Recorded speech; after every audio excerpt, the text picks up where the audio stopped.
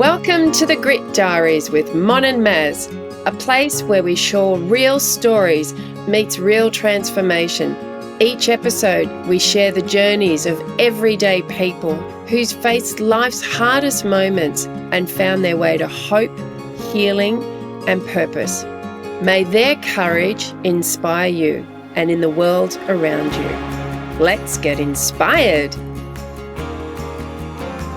Wow, Mon, what did you take out of our incredible interview with Sarah de Jonge from A Thousand Hearts? I think that the interview was really powerful for me. It stopped and thought about the difference between kindness and being nice. And sometimes kindness is self-care, self-support, and kindness is sometimes being a bit tough at times with what you need to say or do. But also I was inspired by her upbringing, and she had a really tough upbringing and how she then taken her pain into purpose. What did you find for it all, Mazz? I am just enamored by Sarah's humble beginnings just to make a difference in the world by just these tiny, tiny little hearts that were just a gift from her to, the world essentially, and how that just a very simple gesture has grown into a global company, 10 years down the track. We really get an opportunity to unpack, to your point, what kindness is, what self-compassion is, what it really is, rather than just a nice little buzzy word that we're all, self-care, and it's a lot deeper than that. So I would really urge people to listen in. She's got so much wisdom. We talk about the science of kindness and just, that law of reciprocity, and it was a great interview. And I like her words that daily inhabiting of kindness is a practice we should all do, and the impact that it can have. So I really, really like this interview, and I hope our listeners do too. Welcome to Grit Diaries, Grit to Grace. Welcome, Mazz. So lovely to see you once again. Hey, Mon. Always great to be back here in the hot seat again. And we've got a very special guest that we've been talking to for more than 12 months, Sarah de Jonge. Welcome. Thank you so much. Now, Sarah, you've got an extraordinary story and a backstory that the audience need to hear as to how you founded such a beautiful organisation, A Thousand Hearts. You were born on Valentine's Day, so that makes me smile that you've ultimately taken your pain to purpose by creating A Thousand Hearts. And I know personally that it's touched many lives, because with the Resilient Circle shop that I volunteer on weekends, I see we go up and give little people a heart and say, just hold this in your pocket, to know that someone's there for you, people care and love you. Yeah. Can't wait to hear the story. But what I'd like you to do is share with the audience a little bit about your upbringing, and maybe a few significant moments in that which has helped you to evolve and build a beautiful organisation, A Thousand Hearts. Yeah, so I was born and lived the early part of my life in northern Tasmania. So my parents, Joanna and John, had bought an old house that they wanted to refurbish and live the beautiful country lifestyle with their children, which was a beautiful dream. But when I was about 18 months old, my mum developed anorexia to the point where she couldn't look after her children anymore and had to go into psych hospital, and eventually left our family and moved overseas to try and seek her own healing. And so Dad remarried. We grew up with a stepmom. They had a very unhappy marriage, so that wasn't a great time for us children either in that way, but there was a lot of good stuff in there as well. But throughout that time, my mum, who lived in Athens in Greece throughout my childhood and adolescent years, she used to send us little handmade gifts in the mail because she was a real maker, and my dad's an artist and jeweler as well. So I learnt, growing up to appreciate beauty in small things, and I definitely learnt the power of a small handmade gift and how that could create connection over time and distance and through grief. Wow. How many brothers and sisters, what number were you in the family? I'm the youngest of three, so I have my brother is the oldest, Ben, and my sister Emma is a couple of years older than me. And so when your mum left, you were 2 or 4? I was almost 4 when she moved overseas. I was younger when she left our family. Yeah. Must have been heartbreaking at the time. Yeah, heartbreaking, I think, is the right word to sort of lose your mum, but no, she's out there, but not with you, is a really hard thing to reconcile as a child and as an adult in some ways. But I have come to understand, and we have a really strong relationship now. Oh, that's gorgeous. You mentioned in your summary that she not only sent you little hearts and things, but she sent you clothes and t-shirts, and she was a real clever Yeah. crafty lady. Yeah, she didn't actually make hearts, but she made dolls and Oh, little purses and things like that. So I think the hearts were my interpretation of that lesson, that something handmade with love is really so powerful in creating a connection. But that wasn't a conscious thing when I started A Thousand Hearts. I didn't realize that connection until only a couple of years ago. So it was, I think, a part of me that I had learnt growing up, that handmade gifts are so powerful, but it sort of expressed itself in the hearts before I had consciously thought that through. Could you walk us Mm. through, if we're not jumping too far forward, but just in 2016 was the humble beginnings of your Thousand Hearts project. Could you share with us why this came into being for you and why you were so passionate to create this and what it's all about? Yeah, so I went into psychology and counselling as my work. So that was my education and work background. And I worked in non-profit organisations throughout my whole career to support people who were going through tough times. And that came from that desire to, help people who had experienced hardship and heartbreak as I had in my life. And in sort of 2015, I made a handful of pocket hearts and gave them out just to personal friends and things. And the reaction to those really was what made me sit down in 2016 and start the Thousand Hearts journey, which was my goal, to make 1,000 pocket hearts to share with people and not have them pay any money or have to purchase anything, or just like a free token of kindness that was offered from sort of the goodness of my heart to the goodness of their heart. And so that was where it started, just from a desire to offer kindness with no agenda and no kickbacks, I suppose. Yeah, because I've seen through my work too how many people just need to feel connected and to feel that somebody cares.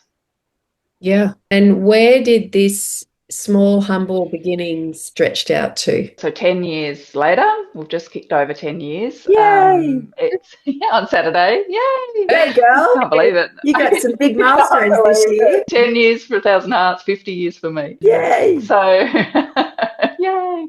It is really exciting. I still can't get my head around it that it's been 10 years since I started that, but it's now essentially a global kindness movement. And 2 years ago, I gave up my full-time work at Cancer Council Tasmania is where I was working at that point.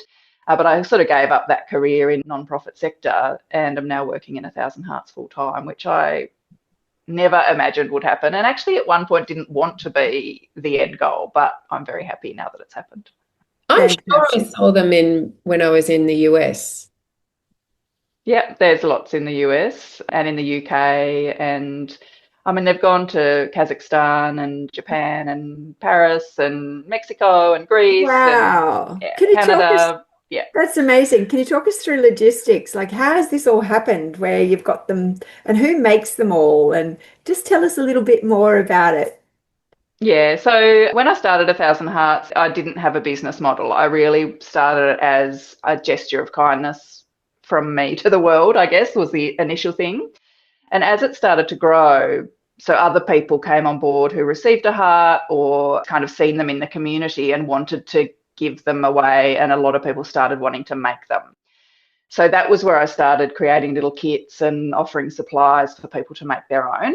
And from there, that grew into an online shop selling kits and materials. And the profits from that shop then get reinvested into the community. And one of the main ways I do that is providing supplies to a group of volunteer heartists who make our community hearts, which can be accessed for free through my website. So I've always been really firm on that there will always be the option for people to be part of 1,000 Hearts for free, because I know that a lot of people don't have financial security and I don't want it to be something that's only available to people who sort of can afford to buy stuff, basically. So that's been a real commitment for me. And so that's where a lot of the profits get reinvested. I also send kits, and the community can fund some of those kits, and Thousand Hearts fund some of those kits to people who want to get involved who can't afford to buy the materials. And I've been supporting a couple of schools who don't have a budget for a Thousand Hearts but want to be involved.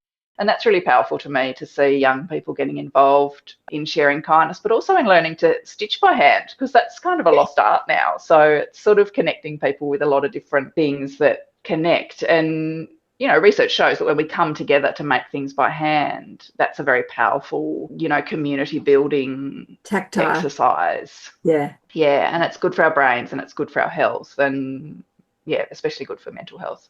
And I have to say, I love your name, De Jonge. That's obviously French, right? Is it originally? No, it's Dutch, actually. Dutch. Okay, there you go. It's a beautiful name. We'd love to you. know more about your journey of how you see the importance of kindness. I say that success is the amount of joy you allow yourself to feel. That's because this is joy right now, right? This connection, Yeah, absolutely. listening and alignment. So I can consider my day will be successful because I've had this beautiful time of joy. And you talk Beautiful. about kindness is joy. You know, joy is kindness. Talk to us a little bit more about your philosophy behind that. You've got a background in working for Lifeline, Canteen, Cancer Council, background in studies in psychology. Tell us a little bit in counselling. Tell us more around your thinking of all of this and the importance of kindness in a world that so often seems so cruel. Yeah, absolutely. So I think instinctively we know that kindness and connection are kind of crucial to our survival. But, you know, when I started A Thousand Hearts, I was really seeing that with the stories that I was hearing about what the hearts meant to people, that they were making people feel more courageous and more connected, and just that power of knowing that somebody cared enough to make something for the recipient. As it grew a little bit, having a background in psychology, it was really important for me to know that there was a research base behind it, and that what I was doing had integrity in that sort of evidence-based way.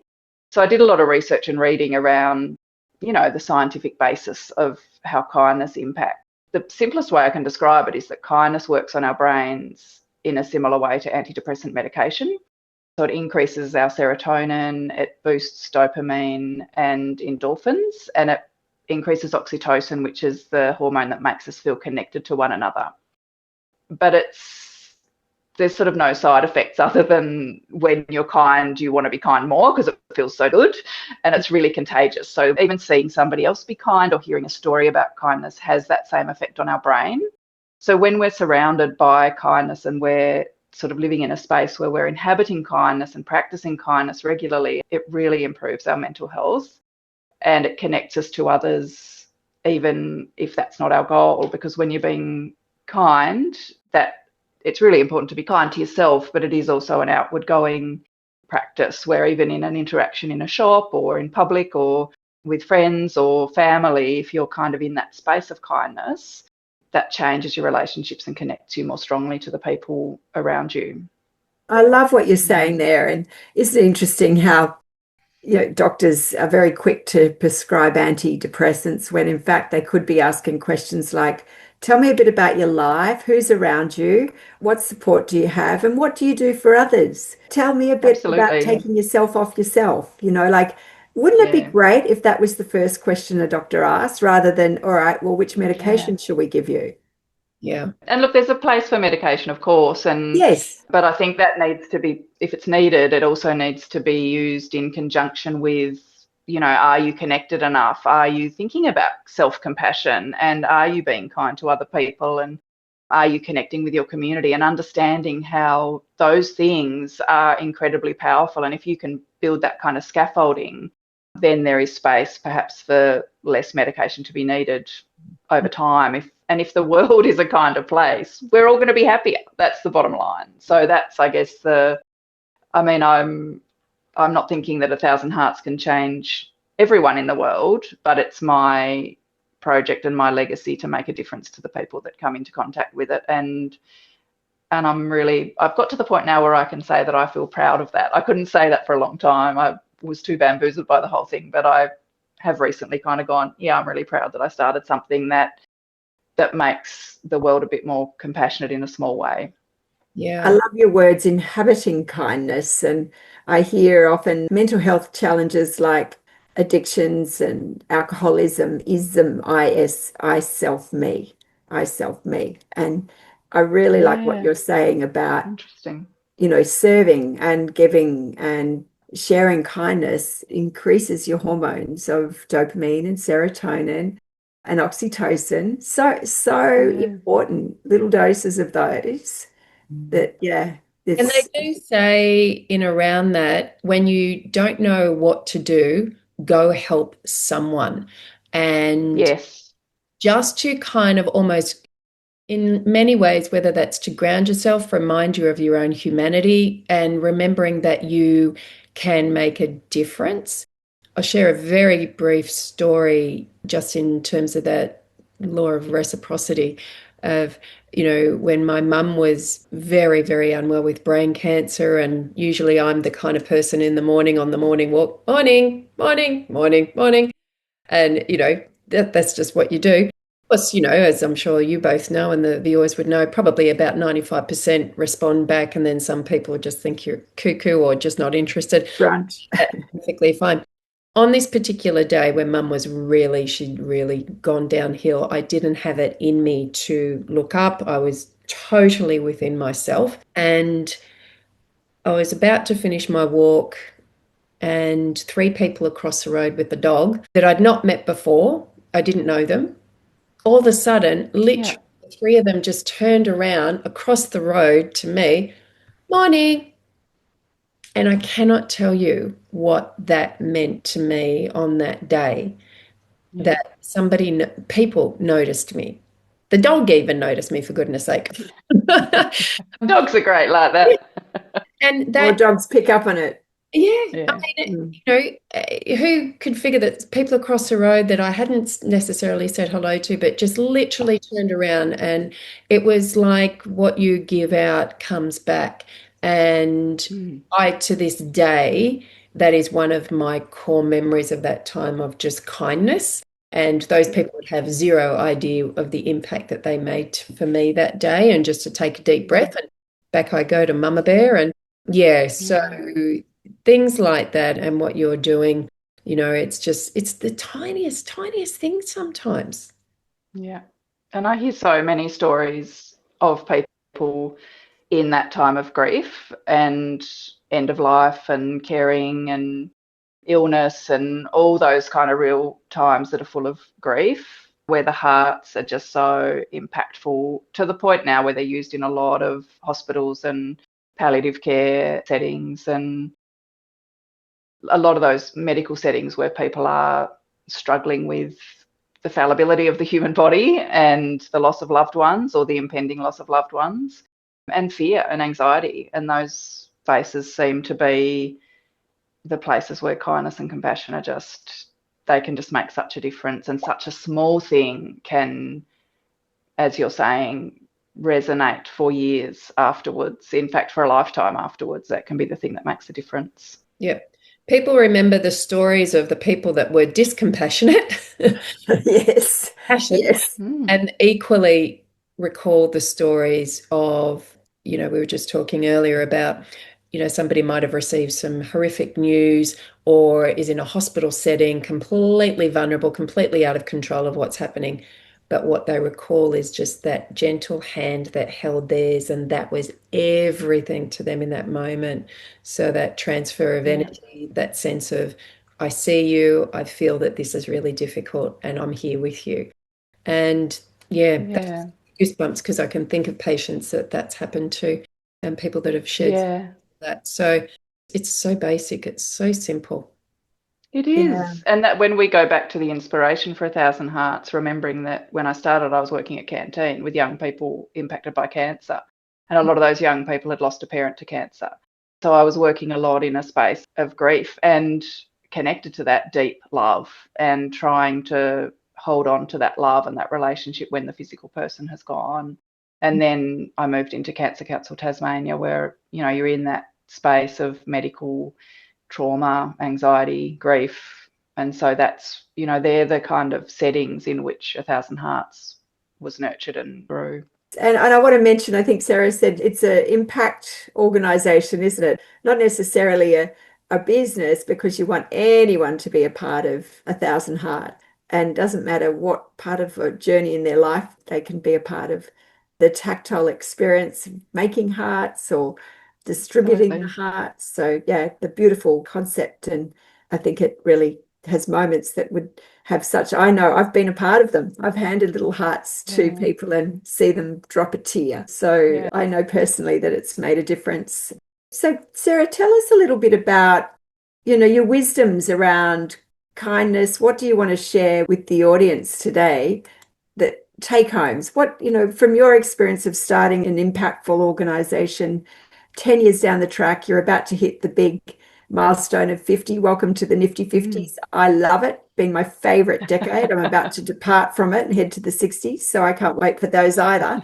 But I'm sure the audience is listening and wanting sort of, give me more. Sarah, what are your little golden nuggets about life? And I notice you speak so compassionately about your beautiful children and your former husband, saying, he's a good man, and your partner. Tell us a bit more about your thoughts and your philosophies around life.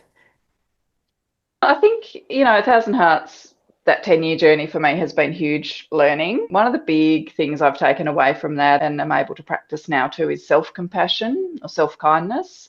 So I think we could sort of hear about that and sometimes confuse it with self-care, eating well and exercising and all that stuff. But for me, self-kindness is quite different. It is a practice. So it's around that, the way that we express love to ourselves, essentially, and in the way that we encourage ourselves and talk to ourselves and sort of reward ourselves with what we need. And sometimes another learning for me has been sometimes what we need is rest. And I haven't been terribly good at resting in my life.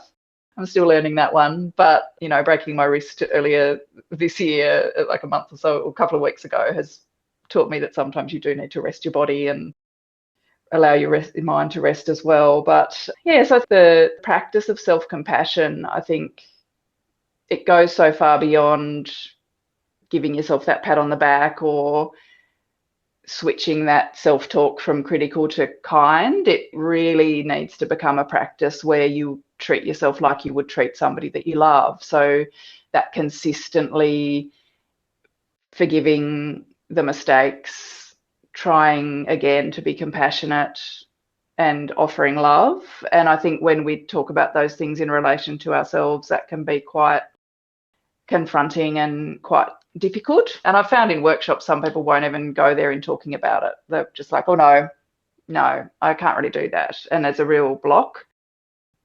So I'm getting better at that one. And I'm starting to get a little bit better at resting when I need to. Yeah, the self-compassion, I talk about my crazy flatmate in my head, which is Hippo. I've named it because Hippo's crush. So I have to say to Hippo, I'm not going to listen to that. I'm perfectly imperfect. Made a mistake. Yeah. It's not me. I've just made a silly mistake. Dust myself off and keep going. I love working with Mazz. She's changed my world, because her and I made this agreement. We make a lot of mistakes at times on things we've got to do with our podcast. And, so we've made this joint rule. Whenever we make a mistake, we don't even talk about it. We just move on. There's nothing we can do about it. It's happened. We're both not excited that it happened, but, we both want the best for these podcasts and radio shows. But that's just what it is. If we're going to start beating each other up about it, where's that going to lead us? Nowhere, except to self-loathe and to not really like the other person. So why would we bother? It's just wasted energy. Yeah, absolutely. And now, when you're kind to each other and yourselves about it, you're getting all those good antidepressant hormones running around your brain, and you're actually doing each other all this happy, endorphins and not that. Even more motivation. And I was lucky enough to work with a basketball. She went to the Olympics, a basketballer. And she was explaining that whenever they shot a hoop, her coach, if they missed, weren't even allowed to spend 1/4 of a second on, because then they said the second you do that, the team have got the ball and they've gone, so you cannot stop and look back and get, cross in basketball, because you blow it. So the same in life, like we've what's the point? Yes, we can learn from mistakes and we can sit down and say, how can we do Yeah. things better? But it's just beating ourselves up is not going to solve anything, is it? No. And learning from a mistake is different to criticizing yourself or the other person, or getting into conflict or negativity about it. But another thing that I've learned more recently is that actually when you're kind to yourself and looking after yourself, and this is really good if you're one of those people who is prone to giving and looking after others, because actually looking after yourself is looking after your loved ones, because when they see that you're doing okay and that you're looking after yourself, that takes pressure off them to always be stepping in and trying to make sure you're okay. And so everyone around you can kind of relax a bit when they know that you're actually looking after yourself, being kind to yourself, and then you can just meet in that place where you share and enjoy time together rather than trying to make sure each other's okay. And that's been a really powerful learning for me because of that tendency, I suppose, to come in and help, and that I've built my career around, help others. It's also like, well, if I'm looking after myself, that is helping others that love me because they can see that I'm okay. And that's really important too. The oxygen mask on yourself first before others. Yeah. I think that's really worth highlighting because there's so many, the cliche, people pleasers, and that somehow it's a bit of I wouldn't say martyrdom, but just an honorable thing to be. And there's many a podcast about, how that, affects you as a human being. And 2 points. One is there's nothing wrong with being a people pleaser. It's who you choose to please and for what reason you're choosing to please. It's a lovely thing to do. But secondly, what lesson has really come up for me in the last couple of years is when we're responsible for our own mental, emotional, physical well-being, it takes the burden off other people to somehow feel that they are responsible for you, that they have to buffer around your inability to look after yourself. And I've seen that happen, and I've probably been guilty of that in the past, but I've seen it around me quite significantly. And I see it in my nursing space as well, that people in family, friends are feeling very obliged to hold parts of people that really aren't for that person to be holding, but it becomes that sort of codependence, I guess, if you like. But at the end of the day, it's, sometimes it takes someone with kindness to say, I can't hold that side of you up anymore. Yeah. Which gives another person the opportunity to grow. Absolutely. Yeah. And so you've been through quite a few transitions, your good self, and I was reading through your wonderful bio and that your dad shared with you his nuggets of wisdom that really helped you. And that was about, just share with us, with the audience, about not trying to block that river. What was that all about letting life flow? Yeah. When my marriage was in strife and I wasn't sort of in a terribly good place and I was sort of trying to make decisions and, make things better, essentially sort of force things to be better, Dad said to me, stop pushing the river, Sarah, just let it flow. And that became a really sort of important mantra for me, and I didn't really understand it fully until probably more recently, where a big lesson that I've come to in life is sort of to stop pushing all the time. So I had got to a point, and a couple of years ago when I sort of transitioned out of my work in the non-profit sector and took on 1,000 Hearts full time, which was a big, crazy, bold sort of decision to make when I didn't know if that could sustain me financially or if the business had legs or what have you from that perspective. I had found that I was just pushing really hard all the time and, working weekends, working evenings, trying to do my day job and run 1,000 Hearts at the same time. And I kind of got into that habit of, and we talk about that, people are so busy all the time. And I had definitely got into that busy circus, like I was just always busy, always pushing. And it took a while to really learn that's a choice. To be busy all the time is a choice, and life doesn't have to be so busy and relentless all the time. So that wisdom from my dad that don't push the river, just let it flow, was really sort of it came back to me quite strongly.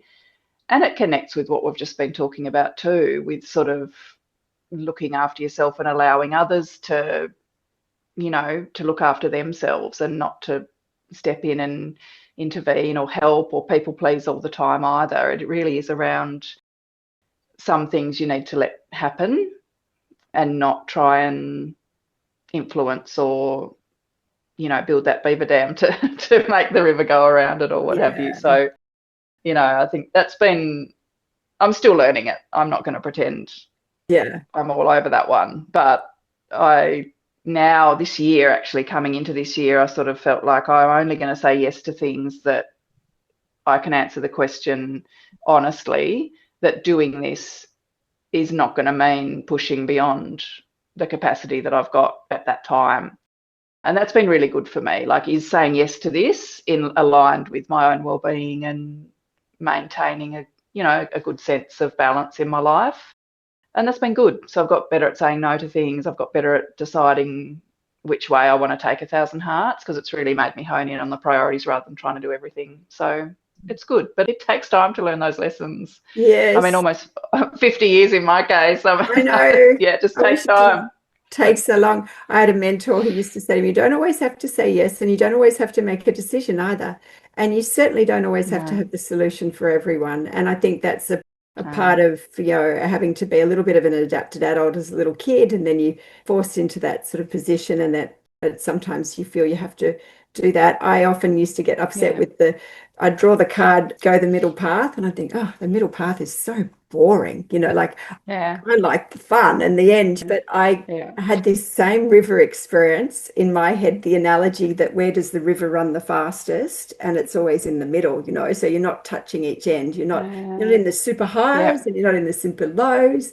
And my mentor says to me often, don't get too excited, because what goes up comes down. So you just have, and so that staying in that beautiful flow, learning to say no, and sometimes learning to say yes to things that you think, yes, okay, I'll give it a go. Yeah. But I really love that philosophy, Sarah. Is there anything else you'd like to share with the audience and the listeners that you haven't said and you'd like to share with them before we, sadly have to say goodbye soon? Oh, that's such a hard question. I just think, there's so much that we can all say to each other, I think. But on these topics, I just think, just look at if kindness is a value for you in a personal sense, then really look at how you can practice it in a real and tangible way. And going back to that kind of how can you inhabit kindness in your life? And it's very different to being nice. I think sometimes we confuse being kind with being nice, and they're very different. So niceness is more transactional and quite necessary to keep life flowing and, keep workplaces friendly and all that stuff. Being nice is really important, but being nice is kind of for other people, and it's more of an external transactional process, whereas being kind comes from your heart and from your core values. And I think really look at what kindness means to you and how you want to express that in your life, and see the difference that it makes, really. Funny you should mention that, Sarah. I've heard some really great discussion in around the difference between being nice and being kind. And you can be nice while being kind.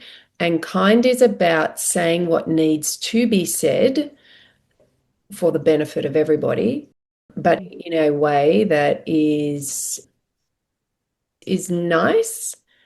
So you're not going in for the jugular, if you like, but kindness is the ability to actually say, whereas nice, if I'm getting this right, nice is more about just kind of keeping the peace. Smoothing over everything, but it's actually not kind because you're not actually being No.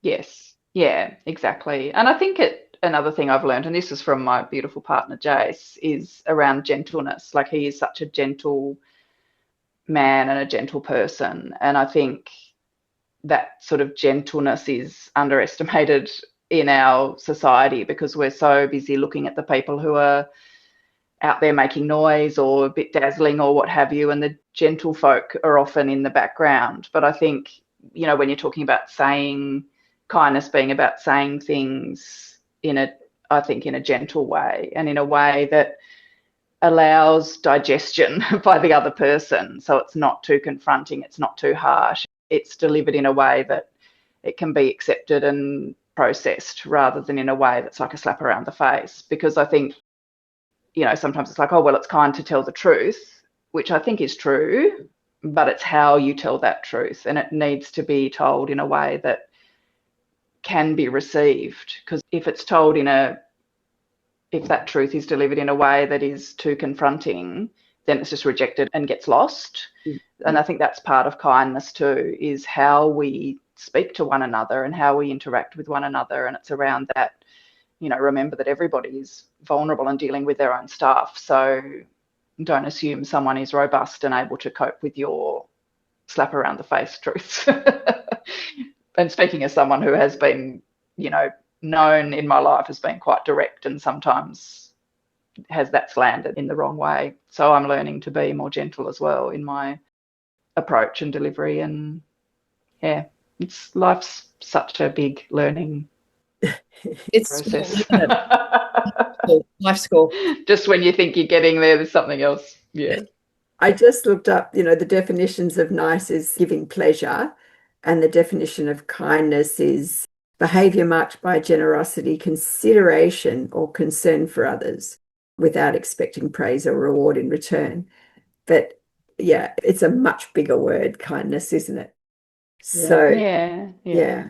Wow. Well, 1,000 hearts. It's lovely to have you on our podcast and show. And Sarah de Jonge, listeners, if you're listening, go and have a look at 1,000 hearts and see the global work that you're doing after 10 years. I just had a few goosebumps then as I said it. And yeah, it's fantastic what you do, and just getting people to think about that, the depth of the word kindness, and surrounding, as you said, immersing yourself, if you can, as a daily practice, so that it boosts your own dopamine and serotonin and all the good stuff, oxytocin. Sarah, thank you so much for your time. It's been a delight, hasn't it, Mazz? I'm so grateful to have met you. And I know when Mon saw your name come up, she said, oh, she's the 1,000 Hearts lady. Oh, we've got it. Yeah, we're putting her on. Yeah, I was excited. It's only taken 12 months. But thank you. I know. I think we've got our own little grit to grace story in how we handled the technological issues at the start, to be honest. Usually our best interviews are the ones when it starts off with a bit of technical challenge, doesn't it, Mazz? Few kinks. Tell you, Sarah, you're not the first. You won't be the last when it comes to us. And no, we got there. We didn't focus on it. Thank you so much, Sarah de Jonge. Thank you for having me. Thank you for joining us on the Grit Diaries, from grit to grace. If today's story has moved you, share it with someone who needs a little hope. Remember, from grit, we can find grace, and from grace, we can find inspiration. Until next time, look for the joy, keep safe, stay grounded, and never forget that there is a strength within your own story. Take care.